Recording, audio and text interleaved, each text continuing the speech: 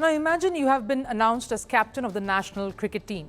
You take over as skipper amidst a lot of chaos on and off the field. That means more responsibility on your shoulders, responsibility to start everything from scratch and build a new team around you, starting on a fresh slate. You interact with the media before your first series as captain.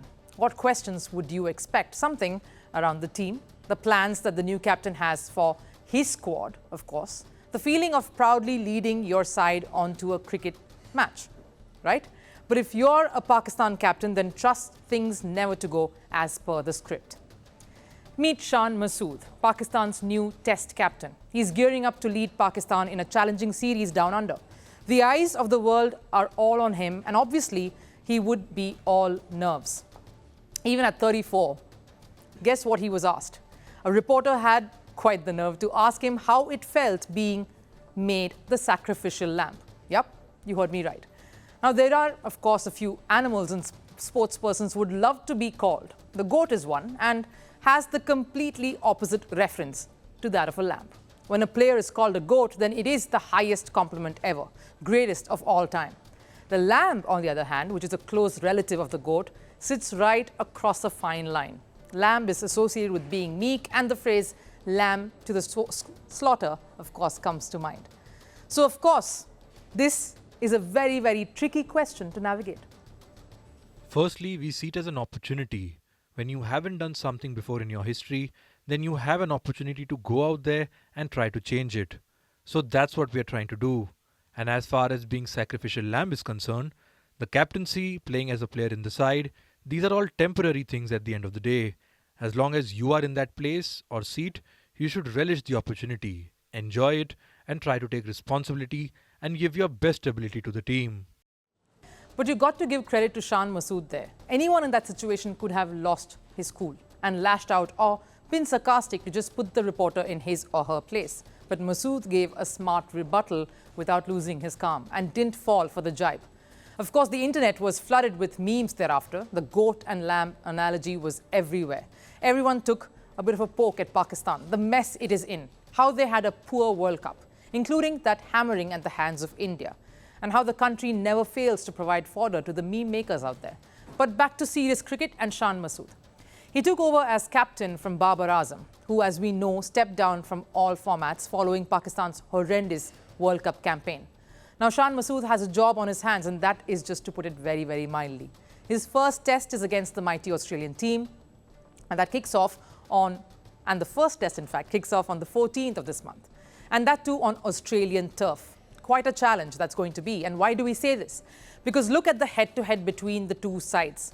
Pretty skewed in the favour of the Australians. Out of the 69 test matches the two sides have played overall against each other, Australia have won 34, while Pakistan have only managed to win 15. Of course, that is going way back in the past, and squads definitely have transformed over the years. But the narrative has not really changed. In fact, last time too, Pakistan had a forgettable tour down under. In 2019, they lost both the test matches by an innings margin. And Shan Masood was part of that squad. Not just that, Masood is battling the thought of a whitewash that Pakistan has faced the last two times they have toured Australia, and yet has to put up a brave front. We tried to replicate the Australian conditions in our training camp in Rawalpindi, which has a bouncy pitch. We need to score 400 and then take 20 wickets against Australia. We did not do that on our last tour in 2019. So that is the goal. The positive thing will have to be the belief to play well. And all those playing contribute to give Australia some tough times.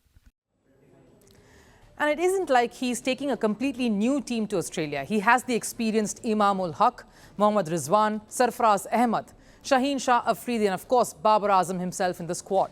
But given the head-to-head record and Pakistan's performance of late, you'd sense that Australia, playing at home, definitely have the upper hand.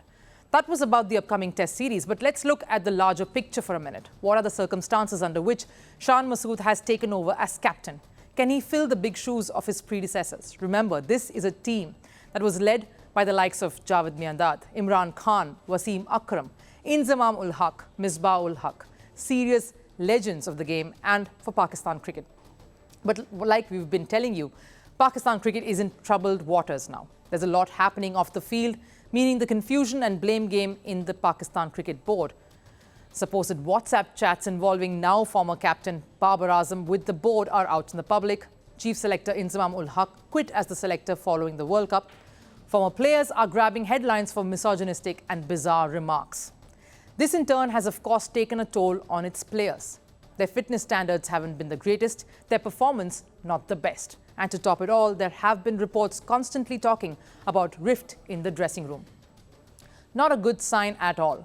This is pretty much what Sri Lanka is facing at the moment too, something similar.